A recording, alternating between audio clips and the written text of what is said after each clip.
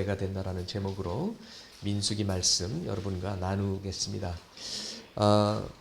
먼저 지난 2주의 말씀 짧게 복습할 텐데요.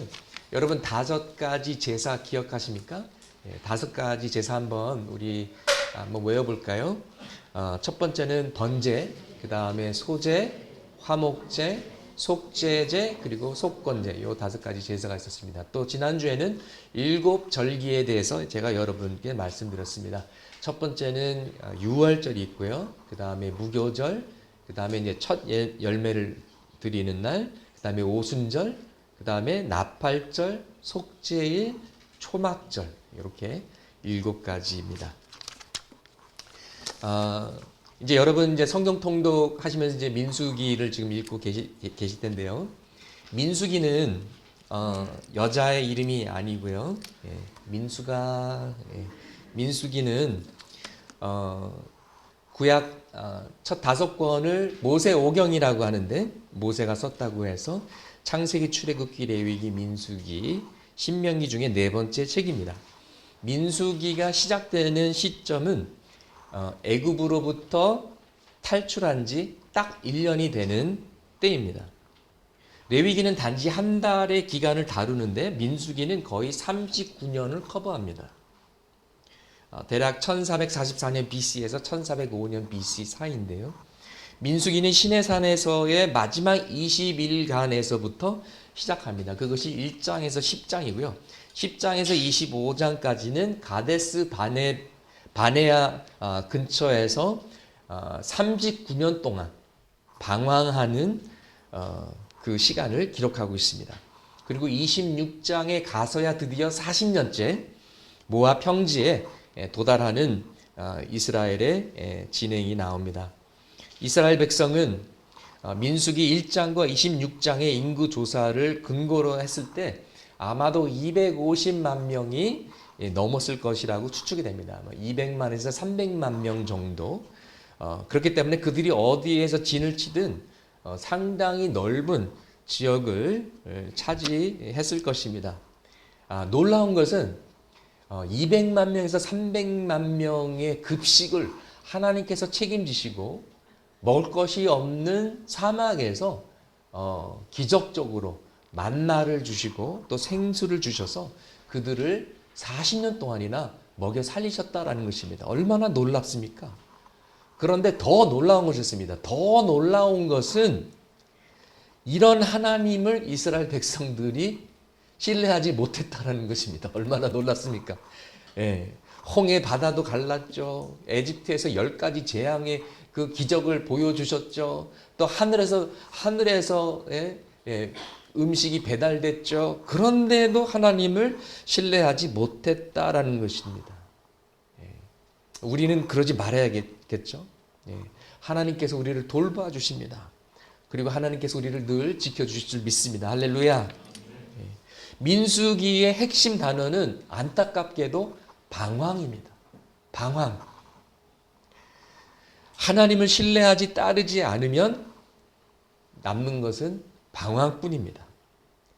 하나님을 신뢰하지 않으면 그 불순종의 결과가 얼마나 비참하고 얼마나 고통스러운 것인지 민수기는 보여주고 있습니다. 민수기의 교훈은 오직 믿음만으로 하나님을 기쁘시게 할 수 있고 오직 순종만이 하나님의 축복을 누리는 길이라는 것입니다. 여러분, 광야는 지나가는 길이지 광야는 머무는 곳이 아닙니다. 우리에게도 여러 가지 인생의 광야가 찾아옵니다. 어려움이 찾아옵니다. 여기 문제 없는 사람 있습니까? 아픔 없는 사람 있습니까? 다 있습니다. 그러나 다 지나가는 것이지 머무는 곳이 아닙니다. 이스라엘 백성들이 하나님 말씀을 믿고 순종했더라면 단 12일이면 2주도 안 돼서 지나갈 수 있는 광야의 길을 불순종 때문에 40년을 방황하게 됩니다. 얼마나 안타깝습니까? 하나님은 부모와도 같습니다. 그렇기 때문에 때로는 자상하시고 부드러우시지만 때로는 엄격하십니다. 우리를 너무나 사랑하시기 때문에 우리가 멸망하는 것을 보고 싶지 않으시기 때문에 훈련시키시는 아버지이시기 때문에 그렇습니다. 히브리서 12장 6절은 이렇게 설명하고 있습니다. 함께 읽으시겠습니다. 주님께서는 사랑하시는 사람을 징계하시고 받아들이시는 아들마다 채찍질하신다. 네, 한국 속담도 미운 놈은 떡 하나 더 주고 사랑하는 자는 채찍을 든다는 그런 속담이 있지 않습니까? 하나님 나라의 백성이 왕 되신 하나님을 믿고 의지할 때만 앞으로 전진해 나갈 수 있습니다. 그래야 진도가 나갑니다. 그런데 불순종했기 때문에 40년을 뺑뺑 돌고 거의 뭐 제자리 걸음 거기서 그냥 왔다리 갔다리 하다가 결국 한 세대가 지나간 후에만 약속의 땅에 들어갈 수 있었던 것이죠. 그래서 출애굽 1세대들의 죄들이 2세대에 대한 교훈과 경고로 기록된 것이 바로 민수기입니다. 우리 로마서 15장 4절 말씀 같이 읽어보시겠습니다. 무엇이든지 전에 기록한 것은 우리에게 교훈을 주려고 한 것이며 성경이 주는 인내와 위로로서 우리로 하여금 소망을 가지게 하려고 한 것입니다. 아멘. 구약 성경이 왜 쓰여졌는가? 신약 성경이 왜 쓰여졌는가? 우리가 읽고 교훈을 얻기 위해서입니다. 지금 우리가 성경 통독하고 있지 않습니까? 그런데 구약을 그저 오래된 이스라엘의 역사로만 생각하면 안 됩니다. 아니 지금 뭐 우리나라 역사, 국사도 지금 잘 모르는데 3,000년, 4,000년 전에 이스라엘의 역사를 내가 왜 알아야 되지? 나랑 무슨 상관이 있지? 그러나 그런 것이 아니라 구약과 신약을 통해서 하나님께서 우리에게 주시는 메시지가 있습니다. 교훈이 있습니다. 신앙의 메시지가 있고 우리가 그것을 통해서 하나님의 음성을 듣는 것입니다. 우리가 성경 통독을 하는 이유, 매일 성경 큐티를 하는 이유, 우리가 성경을 접하는 궁극적인 목적은 하나님의 음성을 듣기 위함입니다. 할렐루야. 그래서 하나님의 음성을 들으면서 하나님께 더 가까이 나가고 하나님 말씀에 순종하면서 주님과 동행하게 되는 것입니다. 그래서 하나님의 음성을 들어야 됩니다. 히브리서 3장 7절에서 14절 같이 읽으시겠습니다. 그러므로 성령이 이와 같이 말씀하셨습니다. 오늘 너희가 그의 음성을 듣거든 너희 조상들이 광야에서 시험받던 날에 반역한 것과 같이 너희 마음을 완고하게 하지 말아라. 거기에서 그들은 나를 시험하여 보았고 40년 동안이나 내가 하는 일들을 보았다. 계속 같이 있습니다. 그러므로 나는 그 세대에게 분노해서 말하였다. 그들은 언제나 마음이 미혹되어서 내 길을 알지 못하였다. 내가 진노하여 맹세한 대로 그들은 결코 내 안식에 들어오지 못할 것이다. 형제자매 여러분 가운데에 믿지 않는 악한 마음을 품고서 살아계신 하나님을 떠나는 사람이 아무도 없도록 여러분은 조심하십시오. 오늘이라고 하는 그날 서로 권면하여 아무도 죄의 유혹에 빠져 완고하게 되지 않도록 하십시오. 우리가 처음 믿을 때 가졌던 확신을 끝까지 가지고 있으면 우리는 그리스도께서 주시는 구원을 함께 누리는 사람이 될 것입니다. 아멘. 민수기에서 핵심 부분은 오늘 우리가 읽었던 본문입니다. 그리고 민수기 14장입니다. 민수기 13장에 보면 12지파의 지도자들을 뽑아서 정탐꾼으로 가나안 땅에 보냅니다. 40일 동안 답사합니다. 똑같이 가서 똑같은 땅을 보고 똑같은 상황을 보고 왔는데도 불구하고 보고가 두 개가 나옵니다. 10명은 믿음이 빠진, 믿음이 없는 부정적인 보고를 하고 여호수아와 갈렙 2명만 믿음을 근거로 한 긍정적인 보고를 합니다. 가슴 아프게도 이스라엘 백성들은 부정적인 보고를 믿기로 선택합니다. 근데 여러분 아이러니하게 이것도 믿음이에요. 이왕 믿으려면 긍정적인 것, 선한 것을 믿어야 되는데 나쁜 것을 믿는 거예요. 우리가 망하리라 아멘. 우리가 죽으리라 아멘. 왜 그걸 믿어요? 우리가 승리하리라 아멘 해야지. 우리가 망하리라 아멘 하면은 되겠어요? 근데 이스라엘 사람들이 어리석게 자신들이 망할 것을 믿었던 거예요. 하나님의 약속과 능력을 믿지 않았습니다. 그래서 하나님의 명령을 거역했습니다. 하나님의 통치하심이, 하나님의 나라가 임하지 못했습니다. 당연히 하나님 나라에 들어가지 못했죠. 심판을 받습니다. 그들이 뭐라고 그랬습니까? 우리가 이 광야에서 다 죽을 것이다. 그런데 그 믿음대로 됐어요. 여러분 따라해 주시기 바랍니다. 심은 대로 거두리라. 믿음대로 이루어지리라. 우리가 죽으리라 했더니 하나님께서 그래? 그대로 이루어지리라. 믿음대로 되리라. 그러니까 여러분 말이 씨앗이 된다고요. 여러분 불평하고 원망하고 부정적인 생각을 끊어야 돼요. 부정적인 말 꺼내지도 마세요. 우리가 대수시면요 긍정적인 말을 해야 되고 믿음의 말을 해야 되고요. 농담도요 남을 깎아내리는 농담하지 마세요. 차라리 농담하려면 좀 비행기 태워주는 농담하세요. 이왕이면 우리 서로에게 이렇게 인사했으면 좋겠습니다. 야, 옷걸이가 좋으니까 뭘 입어도 아름답구나. 한번. 옷걸이가 좋으니까 뭘 입어도 멋있고 뭘 입어도 예쁘고. 이렇게 긍정적으로. 그렇죠? 그리고 또 그런 말을 하면 또 긍정적으로 받아들이셔야 돼요. 아멘. 그래, 내가 좀 그렇지. 근데 뭐, 뻥치지 마. 북한 말로 하면은 프라이 까지 마라. 그러지 마시고, 받아야죠. 받아들여야죠. 긍정적인. 믿음 있는 사람들은 긍정적입니다. 우리가 죽을 거야. 우리가 망할 거야. 그랬더니 그 믿음대로 됐어요. 하나님께서 뚜껑 열리셔가지고, 그래? 내가 그대로 해줄게. 그대로 이행해줄게. 13장 27절에서 29절까지는 팩트를 보고하는 것입니다.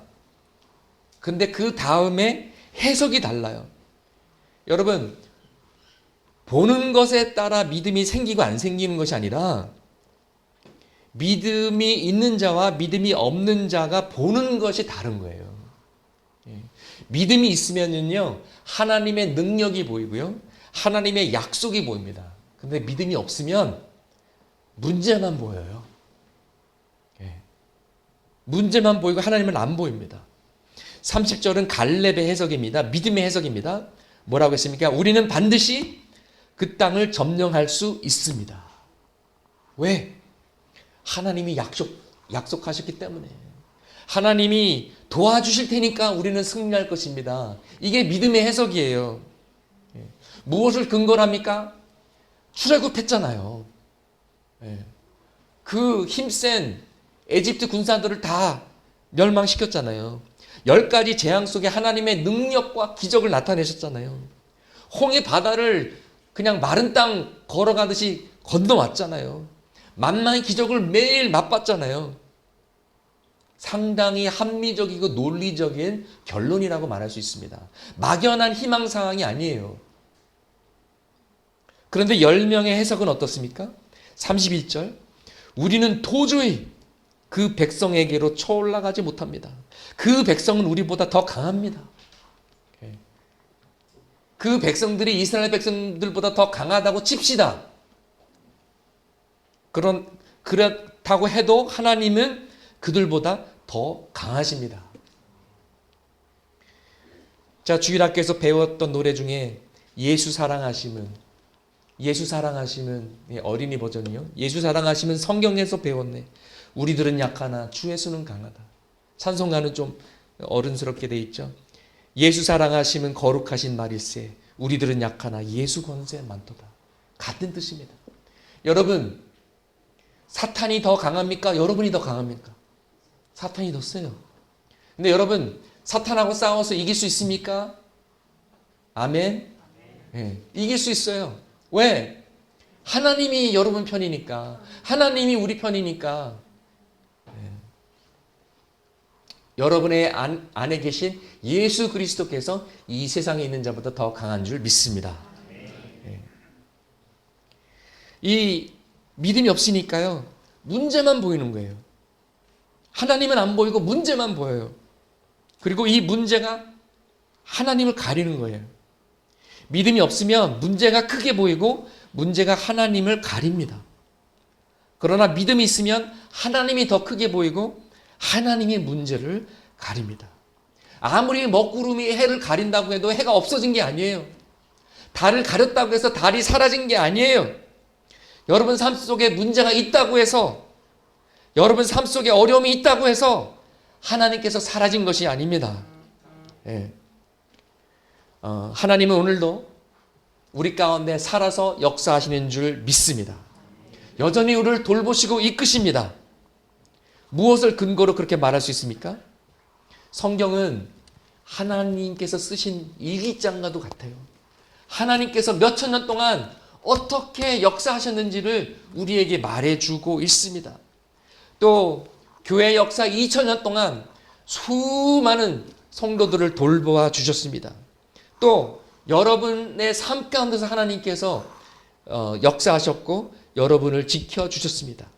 우리의 간증과 우리의 경험을 통해서 하나님께서 과거에도 우리를 사랑하셨고 우리를 인도하셨고 앞으로도 그렇게 하실 거라고 우리가 말할 수 있습니다.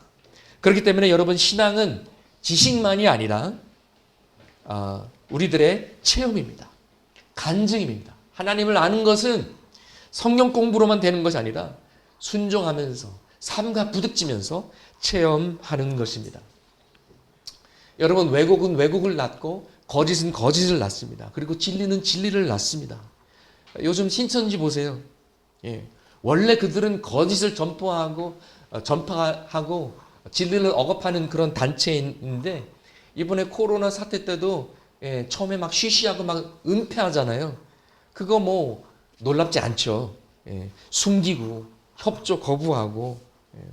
중국 정부도 언론의 자유를 억압하기 때문에 처음 경고했던 그 의사 막 경찰이 찾아가가지고 막 경고하고 막 이런 소문 퍼뜨리지 말라고 그러고 안타깝게도 그 의사는 죽었죠. 지금도 뭐 우한에 뭐 병원에 가서 막 이렇게 막 동영상 찍어가지고 유튜브에 올렸던 유튜브들 막 사라지고요. 기자들도 막 실종되고 그럽니다. 지난주만 해도 중국 정부가 내는 그 통계가 일주일에 2번씩이나 바뀌었어요. 막 기준도 막 바뀌고. 그렇기 때문에 그 통계를 도저히 믿을 수가 없습니다. 32절부터 이 왜곡된 진실, 거짓말이 등장합니다. 처음에는 가나안 땅을 젖과 꿀이 흐르는 좋은 땅이라고 그랬어요. 근데 결국 뭐라고 합니까? 그 땅은 사람들을 삼키는 땅이야. 그 땅에 있으면 일찍 죽어. 왜? 어차피 가기 싫으니까, 두려우니까 둘러대는 거예요. 그래? 그럼 가지 말아야겠네? 거기 사는 사람들은 다 거인이야. 키가 장대 같아. 특별히 네피림 자손, 아낙 자손 중에 큰 사람들이 많았나 봅니다. 그러면서 뭐라고 하냐면 우리 스스로 보기에 우리는 다 메뚜기 같아. 우리는 다 유재석 같아. 비실비실해. 자, 여러분 이게 팩트인가요? 느낌인가요? 느낌이에요. 느낌. 두려움과 공포에 질려가지고 우리는 다 메뚜기 같아. 지성을 사용하는 겁니까? 아니면은 지금 감성이 앞서는 겁니까? 감정적으로 반응하고 있잖아요. 근데 또 뭐라고 하냐면은 우리 눈에도 우리가 보기에도 우리도 메뚜기인데 그들의 눈에도 아마 우리가 메뚜기처럼 보일 거야 라고 말합니다. 원어를 보면은요 그들의 눈에 우리가 메뚜기처럼 보여 라고 말하고 있어요. 어떻게 알아요? 뭐 가서 인터뷰 했나? 추측이에요. 그냥 상상이에요. 그냥 느낌이에요. 거짓말인 것입니다. 자, 보세요. 거짓은 거짓을 낳습니다. 믿음의 눈으로 보지 못하니까 문제가 점점 더 커지는 거예요. 그 사람들은 점점 커져가지고 거인이 되고요. 자신들은 점점 작아져가지고 메뚜기가 되는 거예요. 공포와 두려움의 노예가 된 것입니다.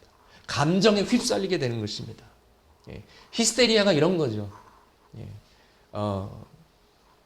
그래서 14장 1절에 보니까 밤새 소리치고 통곡하고 아이고 우리 망했다. 아이고 우리 죽었다. 그러면서 원망합니다. 원망하는데 또 거짓이 등장합니다.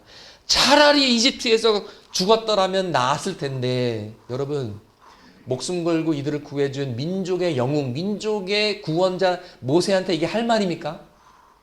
예. 모세야, 차라리 당신 우리를 구해주지 않았더라면 나았을 텐데. 부부들이 부부싸움 하면서 해야 할 말 있고 안 해야 될 말이 있습니다. 안 해야 될 말은 차라리 내가 너랑 결혼하지 말았어야 됐는데. 그런 말 하면 안 됩니다. 자녀에게 가장 상처 주는 말은 차라리 네가 태어나지 않았더라면 좋았을 텐데. 이런 말은 하면 안 돼요. 거짓이기 때문입니다. 이 이스라엘 백성들 보세요. 하나님이 겨우 구출해 줬는데 감사는커녕 차라리 이집트에서 죽었더라면. 원망과 분노와 후회, 믿음이 없으니까 거짓말이 거짓말을 낳고 공포가 진리를 왜곡하고 남을 탓하고 하나님까지 원망하고 하나님의 보내신 지도자도 원망하게 되는 것입니다. 차라리 이집트에서 죽었더라면 나았을 텐데. 거짓입니다. 근데 차라리 자유를 얻지 않고 노예로 죽었더라면 좋았을 텐데. 솔직히 이런 사람은 없습니다. 내가 하루라도 자유인으로 살다가 죽고 싶다 이렇게 얘기하지. 미국 독립운동가 중에 패트릭 켄이라는 사람이 있었는데요. 독립운동하면서 이런 말을 남겼습니다. Give me liberty or death. 나에게 자유가 아니라면 차라리 죽음을 달라. 여러분은 자유가 좋습니까? 억압받는 게 좋습니까? 네. 자유인으로 사는 것이 좋습니까? 노예로 사는 것이 좋습니까? 예, 자유요. 차라리 출애굽이 없었으면 좋겠다. 차라리 홍해의 기적도 없었으면 좋았을 뻔. 말도 안 되는 거짓말을 하고 있는 겁니다. 그리고 또 뭐라고 하냐면 차라리 광야에서라도 죽었으면 좋겠다. 아니 막 배고프다고 막 밥 달라고 막 고기 먹고 싶다고 막 원망할 때는 언젠데 또 이렇게 감사할 줄 모르고 이렇게 원망하고 거짓말을 하고 있는 것입니다. 이 사람들은요, 마치 하나님께서 안 계신 것처럼 행동하고 있습니다. 하나님의 기적을 맛보았는데 하나님의 인도하심을 체험했음에도 불구하고 하나님이 안 계신 것처럼 행동하고 있습니다. 여러분, Christian Atheist라는 단어가 있어요. 이게 무슨 뜻이냐면은 기독교 무신론자라는 뜻이에요. 하나님을 믿는데 하나님이 안 계신 것처럼 행동하는 거예요. 하나님이 살아계신데 하나님이 죽은 것처럼 행동하는 거예요. 교회 와서 기도하고 돌아서서 걱정하는 거예요. 믿습니다. 아멘하고 노멘하고 사는 거예요. 때로는 우리에게 그런 모습들이 종종 있습니다. 부끄럽게도. 여러분, 최악의 죄는요, 하나님이 살아계심을 인정하지 않는 거예요. 하나님의 말씀을 무시하는 것이 최악의 죄예요. 하나님의 말씀을 무시하는 것. 아담과 하와가 그랬죠. 반대의 삶은 코롬데오의 신앙입니다. 하나님을 인정하는 것입니다. 코롬데오라는 라틴 단어는 in the face of God, in the presence of God. 하나님의 임재 앞에, 하나님의 얼굴 앞에, 하나님께서 내 바로 앞에서 하나님의 눈동자가 내 삶을 지켜보는 것처럼 두려움과 경외함 속에 내 인생을 살아가는 것입니다. 마틴 루터나 잔 칼빈 같은, 요한 칼빈 같은 종교 개혁자들이 이런 신전 의식을 가지고 살았습니다. 코롬데오의 신앙을 가지고 살았습니다. 요셉도 그랬죠. 14장 3절 말씀은 하나님이 안 계실 때의 시나리오를 이야기하고 있습니다. 최악의 시나리오죠. 믿음이 없으면 결국 두려움의 노예가 되는 것입니다. 뭐라고 말합니까? 전쟁하지 말자. 전쟁하면 우리 칼에 맞아 죽을 것이다. 우리 아내와 자식들은 사로잡혀서 노예가 될 것이다. 하나님의 약속 따위는 포기하자. 다시 에집트로 돌아가자. 모세를 죽이고 새로운 지도자를 세워서 에집트로 돌아가자. 와, 추진력 짱이지 않습니까? 여기서 중요한 질문은요. 우리도 질문해야 될 질문이 있는데 하나님은 과연 살아계십니까? 하나님은 살아계십니까? 여러분 믿으십니까? 하나님 살아계십니까? 믿으시면 하나님이 살아계신 것처럼 행동해야 됩니다. 두려워하지 말고 하나님께서 우리를 도와주실 것이다. 믿고 살아야 되는 것입니다. 여러분 천주교 십자가와 개신교 십자가의 차이가 무엇인지 아십니까? 강조하는 것이 달라요. 천주교 십자가에는 항상 고난받은 예수 그리스도가 달려 있습니다. 개신교 십자가에는 아무것도 없어요. 보세요.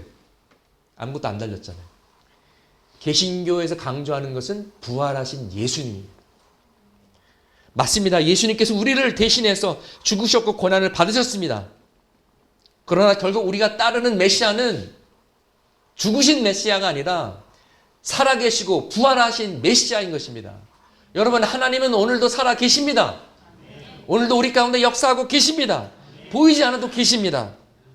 그렇기 때문에 여러분의 삶이 아무리 힘들어도 여러분에게 문제가 있더라도 여러분의 미래가 앞이 보이지 않더라도 예수 그리스도께서 계시기 때문에 우리의 삶을 반전시킬 수 있고 우리의 꿈을 다시 부활시킬 수 있고 우리를 도와주실 것입니다.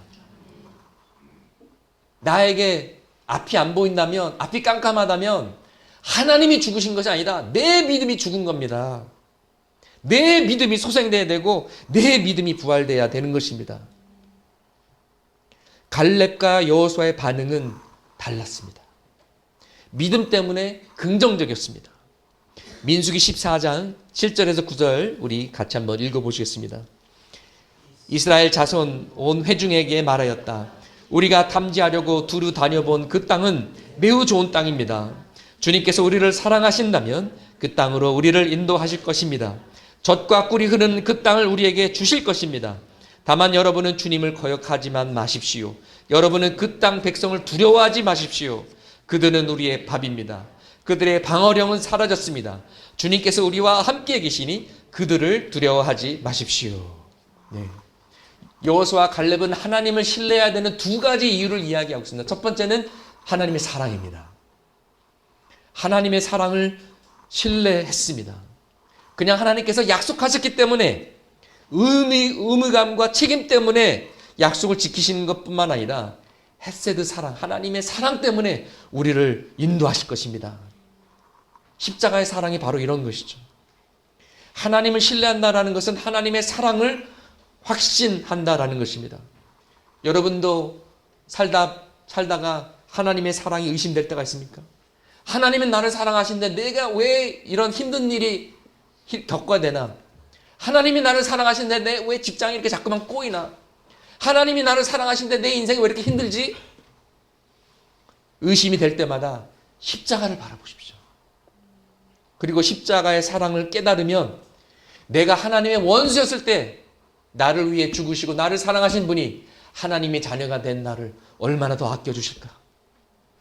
또 예수 그리스도를 아낌없이 내주신 분이 내게 필요한 것, 내게 선한 것을 왜 주시지 않으실까? 우리가 확신할 수 있습니다. 로마서 8장 31절에서 32절 같이 읽으시겠습니다. 그렇다면 이런 일을 두고 우리가 무엇이라고 말할 수 있겠습니까? 하나님이 우리 편이시면 누가 우리를 대적하겠습니까? 자기 아들을 아끼지 않으시고 우리 모두를 위하여 내주신 이가 어찌 그 아들과 함께 모든 것을 우리로 선물로 거저주지 않으시겠습니까? 아멘. 두 번째로 하나님을 신뢰할 수 있는 이유는 하나님이 함께 하심입니다. 그분의 이름은 임마누엘입니다. 이사야 41장 10절 이 말씀은 개역 개정으로 읽어야 제맛이 납니다. 같이 읽으시겠습니다. 두려워하지 말라. 내가 너와 함께함이라. 놀라지 말라. 나는 내 하나님이 됨이라. 내가 너를 굳세게 하리라. 참으로 너를 도와주리라. 참으로 나의 의로운 오른손으로 너를 붙들리라. 아멘. 내가 너와 함께함이라. 임마누엘. 여러분 항상 우리가 걱정하는 것의 90%는 절대로 일어나지 않습니다. 그리고 항상 우리가 걱정하는 것이 현실보다 더 무섭습니다. 근데 대부분은 일어나지 않아요. 예. 여러분, 두려움의 영은 하나님께서 주시는 영이 아닙니다. 하나님께서 보내신 성령의 영은 능력과 사랑과 절제의 영임을 믿습니다. 우리가 믿음의 눈으로 하나님을 바라보지 못하면, 우리가 믿음의 눈으로 모든 상황을 판단하지 못하면 감정에 휩쓸리게 되고 두려움의 노예가 되는 것입니다. 여러분, 지금 코로나19 사태로 많은 공포와 많은 우려가 있습니다. 그런데 사실 이럴 때 우리의 진짜 믿음이 드러나거든요. 예. 여러분, 어려울 때 믿음이 나타나지 잘 나가고 편하고 좋을 때 믿음이 빛나지 않습니다. 여러분, 그거 아세요? 대한민국 모두가 기독교 교인들을 바라보는 거 아세요? 과연 이번 주일 23일 날 하나님 믿는다는 교인들이 마스크 쓰고서라도 교회 갈까? 신문 기사에 났어요. 세상은 우리를 지켜보고 있습니다. 너 진짜냐? 너 가짜냐? 하나님 믿는 거 맞아? 물론 우리가 조심해야 할 건 조심해야 되죠. 마스크도 쓰고 손도 열심히 닦고 좀 악수도 좀 삼가하고. 그렇지만 우리가 지성인으로서 또 신앙인으로서 행동해야 될 것입니다. 막연한 두려움과 공포에 휘둘려서는 안 될 것입니다. 이것 때문에 우리 신앙생활이 위축돼서는 안 될 것입니다. 여러분, 믿음이 있으면은요, 평정심이 생깁니다. 큰 사고가 터져도 두려워 말라. 내가 너와 함께함이라. 놀라지 말라. 내가 너의 하나님이다. 하나님은 아직도 살아있다. 하나님께서 주권자이시다. 인류 역사의 주인이시다. 내 인생을 지켜주신다. 뭐 그렇다고 해서 막 위험한 지역에 막 가라는 얘기가 아니에요. 그렇다고 그냥 우리 명동 가자. 막 사람 많은데 막 아니 그런 얘기가 아니라 믿음은 어느 상황 속에서도 우리에게 평정심을 가져다주고 평화를 누릴 수 있게 해준다라는 것입니다.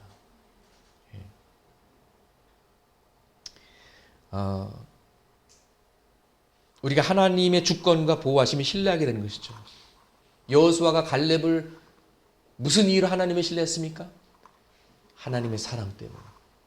하나님께서 함께 하시기 때문에 하나님을 신뢰했던 것처럼 우리도 똑같이 신뢰할 수 있는 것입니다. 여러분, 마스크는 나를 보호하고 옆 사람도 보호합니다. 그리고 이웃을 향한 사랑과 배려입니다. 마스크를 써야죠. 손도 열심히 씻어야죠. 그렇지만 아직 서울은 대구같이 뚫리지 않았습니다. 만약에 대구에 있는 교회가 상황이 이렇기 때문에 그냥 다들 집에 계시고 그냥 동영상으로 예배를 드리십시오. 이해해요. 근데 아직 서울은 거기까지 그런 상황은 아닙니다. 그리고 그런 상황이 안 벌어졌으면 좋겠습니다. 만약 여러분이 이 사태가 심각해져서 직장도 못 나간다. 그러면 뭐 교회 못 오셔도 이해해요. 근데 아직 서울은 그런 상황이 아닙니다. 대구는 뚫렸습니다. 서울은 안 뚫렸어요. 서울 감염자가 몇 명인지 아세요? 23명. 400여 명의 대부분은 이제 대구 신천지 교회에 관련된 사람이고요. 서울 감염자는 23명이고 그들 모두의 동선이 아직도 추적 가능해요. 그 코로나 있다라는 그런 웹사이트가 있거든요. 천호동 딱 쳐보세요. 그러면은 한 19일 전에 저기 그 천호동 그 로데오 길에 한 사람이 훅 지나갔어요. 그게 다예요. 양재 코스코 딱 치잖아요. 그러면은 그 근처에 간 사람 감염자 한 사람도 없어요. 안전해요. 그렇기 때문에 너무 오버하고 그럴 필요가 없다라는 것입니다. 우리가 믿음의 눈으로 하나님을 바라보기를 소망합니다. 하나님의 사랑을 신뢰하고 하나님의 함께 하심을 신뢰하길 원합니다.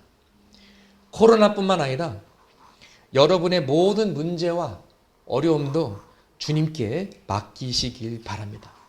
여러분 인생의 버거운 짐, 무거운 짐을 혼자서 낑낑 앓고 고생하지 마시고 주님 앞에 내려놓으십시오. 여러분의 삶을 주님께 의탁하십시오. 여러분의 미래를 주님께 맡기십시오. 하나님의 사랑을 끊을 것은 아무것도 없습니다. 코로나 바이러스도 하나님의 사랑을 끊지 못합니다. 할렐루야. 우리 말씀을 마무리하면서 로마서 8장 35절에서 39절 우리의 신앙 고백으로 선포하겠습니다. 누가 우리를 그리스도의 사랑에서 끊을 수 있겠습니까? 환난입니까? 곤고입니까? 박해입니까? 굶주림입니까? 헐벗음입니까? 위협입니까? 또는 칼입니까? 성경에 기록한 바 우리는 종일 주님을 위하여 죽임을 당합니다. 우리는 도살당할 양과 같이 여김을 받았습니다. 한 것과 같습니다. 그러나 우리는 이 모든 일에서 우리를 사랑하여 주신 그분을 힘입어서 이기고도 남습니다. 나는 확신합니다. 죽음도 삶도 천사들도 권세자들도 현재일도 장래일도 능력도 높음도 깊음도 그 밖에 어떤 피조물도 우리를 우리 주 예수 그리스도 안에 있는 하나님의 사랑에서 끊을 수 없습니다. 아멘. 우리 함께 기도하시겠습니다.